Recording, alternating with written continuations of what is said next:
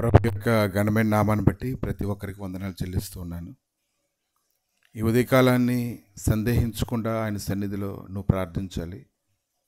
సందేహించేటువంటి వాడు గాలికి రేపబడినటువంటి పొట్టు వలె ఉంటాడు, వాడికి ఏమీ దొరకదు. కానీ ఎవరైతే సందేహించకుండా దైవ సన్నిధిలో ప్రార్థన చేస్తూ ఉంటారో వారి జీవితంలో దేవుడైతే నడిపించడానికి, ఆయన కృప ద్వారా ప్రతి పరిస్థితి నుంచి తప్పించడానికి ఆయన శక్తిమంతుడిగా ఉన్నాడు.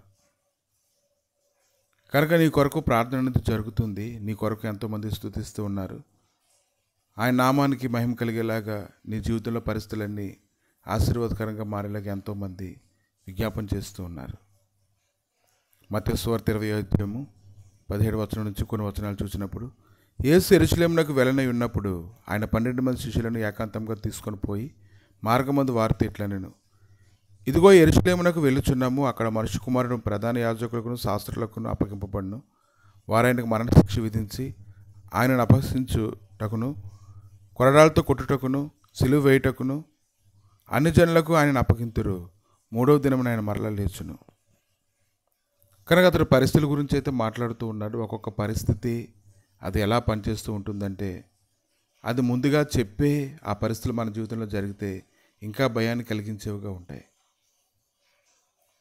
మార్కు సువార్త 10:36 కొంతమంది ఆయన దగ్గరకు వచ్చినప్పుడు ఆయన, నేను మీకేం చేయకూర్చున్నానని వారిని అడిగాను.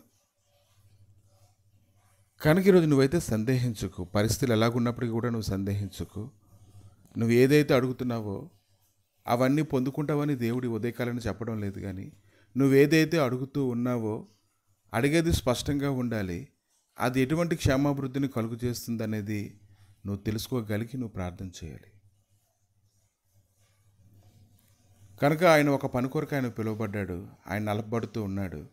అనేకులకు ఆశీర్వాదకరంగా మారడానికి ప్రతిదినము దైవ సన్నిధిలో అతను ప్రార్థన చేసి రూపాంతరం చెందుతూ ఉన్నాడు. 20వ వచనంలో, అప్పుడు జెబెదయి కుమారుల తల్లి తన కుమారులతో ఆయన వద్దకు వచ్చి నమస్కారం చేసి ఒక మనవి చేయబోగా, నీవేమి కోరుచున్నావని ఆయన అడిగిన. అందుకమే, నీ రాజ్యముంది నా ఇద్దరు కుమారులలో ఒకడు నీ కుడి వైపునను ఒకడు నీ ఎడమ వైపునను కూర్చుండి సెలవిమ్మని ఆయన తనను. అందుకేసి మీరు ఏం అడుగుచున్నారో అది మీకు తెలియదు. నేను త్రాగబో గిన్నెలోనిది మీరు త్రాగగలరా అని అడగగా వారు త్రాగగలమని. కనుక వారికైతే తెలీదు పరిస్థితులు ఎలాగుంటాయో, ఎలా పరిస్థితులతో పోరాటం చేయాలో, అది ఎంత కష్టంగా ఉంటుందో వారికైతే తెలీదు. ఈరోజు నువ్వు సందేహించకుండా అడుగు. కానీ నువ్వు ఏదైతే అడుగుతున్నావో దాని విషయంలో నువ్వు స్పష్టత కలిగి ఉండాలని ప్రభు మాట్లాడుతూ ఉన్నారు. ఆయన, మీరు నా గిరిలోని త్రాగుదురు, కానీ నా కుడి వైపునైనా నా ఎడమ వైపునైనా కూర్చుని నిచ్చుట నా అవసరం లేదు. నా తండ్రి చేత ఎవరికి సిద్ధపరచబడినో వారికి అది దొరికినని చెప్పాను. కనుక ఈ దినాన్ని చూడండి, మనం లోబడుతుంటే తగిన కాలంలో దేవుడు మనల్ని హెచ్చించడానికి, బలపరచడానికి, కృప చూపించడానికి ఆయన శక్తిమంతుడై ఉన్నాడు. ఆయన బలిష్టమైన రెక్కల కింద ఎప్పుడైతే నువ్వు దీన మనసు కలిగి ఉంటావో దేవుడు ఖచ్చితంగా నేను హెచ్చించడం అనేది ప్రారంభిస్తూ ఉంటాడు. కనుక మనం అన్ని విషయాల్లో కూడా శ్రేష్టమైనవి దొరకాలని మనం కోరుకుంటూ ఉన్నాము. ఇంకా బిడ్డల యొక్క భవిష్యత్తు గురించి ఎంతోమంది ప్రయాసపడుతూ ఉన్నారు. ఒక ఆమె అయితే ప్రభు దగ్గరకు వచ్చి ఎంతగానో బ్రతిమాలుకుంది. తన కుమార్తెకు దెయ్యం పట్టిందని ఆమె ఎంతగానో వేడుకుంది. ప్రభు అయితే చాలా విషయాలు ఆమెతో మాట్లాడినప్పుడు అయినప్పటికీ కూడా ఆ మాటలకు ఆమె లోబడింది. వెంటనే ఆమె కుమార్తెకు పట్టినటువంటి దురాత్మ విడిచిపెట్టిపోవడాన్ని ఆమె చూసింది. కనుక మనం ఎంత లోతుగా వాక్యంలోకి వెళ్తూ ఉంటామో అంత లోతైనటువంటి విషయాల్లో ఎలాంటి ఆశీర్వాదాలు ఉన్నాయో, ఎలాంటి గాఢతకారపు లోయలు ఉన్నాయో అవన్నీ మనం స్పష్టంగా చూడగలుగుతూ ఉంటాము. ఈరోజు నువ్వు ఎంచుకున్నటువంటి సబ్జెక్టే నీకు కష్టంగా అనిపించినప్పుడు నీకు అనిపిస్తుంది, ఈ సబ్జెక్ట్ ఎందుకు నేను ఎంచుకున్నాను.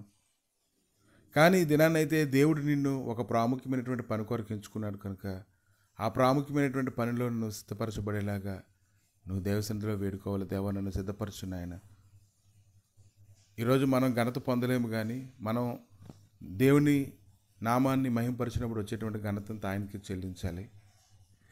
ఇదేమైనా ప్రభు అయితే అడుగుతున్నారు, నీకేం కావాలి? ఈరోజు నీకేం కావాలో అది స్పష్టంగా ఉండాలి. అది అనేకులకు క్షేమాభివృద్ధి కలిగించాలి. నీకు నువ్వే కీడు చేసుకునేదిలాగా నువ్వు దేవుని దగ్గర ఏమీ కూడా అడగకూడదు. కాబట్టి దినాన్ని నువ్వు గ్రహించుకున్నట్లయితే నీ కొరకైతే ప్రార్థన జరుగుతూ ఉంది కదా, సందేహించుకో. దైవ సన్నిధిలోని ధైర్యంగా ఉండు, సంతోషంగా ఉండు. ప్రభు తగిన కాలంలో మనలో ప్రతి ఒక్కరిని హెచ్చిస్తారు. ప్రభువా, మీ దయగలిగిన హస్తాలకి సమయంలో అప్పగించుకొని ప్రార్థన చేస్తుండగా నీ కృపా సన్నిధి సమాధానం నాయన తోడుగా ఉంచి ఈ దినమున నాయన మాకేం కావాలో నీకు తెలుసు నాయన. వాటన్నిటి బట్టి ప్రార్థన చేయడానికి కృప తెచ్చండి.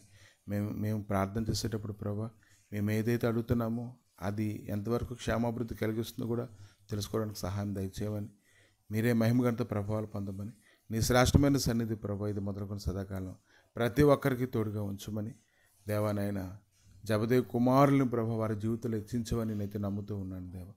అలాగే తండ్రి నాయన నీ కృపా నీ సమాధానం నీ మహిమ కలిగినటువంటి ప్రభావము ప్రతి కుటుంబాల నుంచి ఆశీర్వాదంతో నింపి మహిమతో నింపి నువ్వు ఏర్పాటు చేసిన విధానంలో వారు వర్ధిల్లినట్లుగా సహాయం దయచేయమని యేసుక్రీస్తు నామములు అడిగి వేడుకుంటున్నాము తండ్రి. ఆమేన్.